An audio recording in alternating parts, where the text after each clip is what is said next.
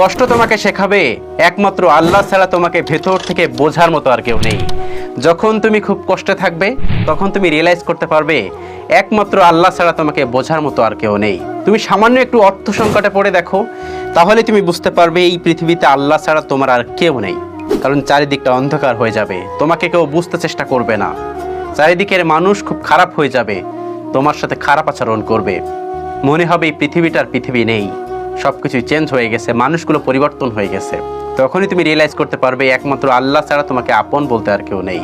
আজকে অনেক বেশি হাসি খুশি আছেন, যখন একটু খারাপ সময় আসবে তখন আপনি বুঝতে পারবেন আসলে মানুষগুলো কেমন, এই পৃথিবীটা কেমন, এই পৃথিবীর মানুষগুলো কেমন।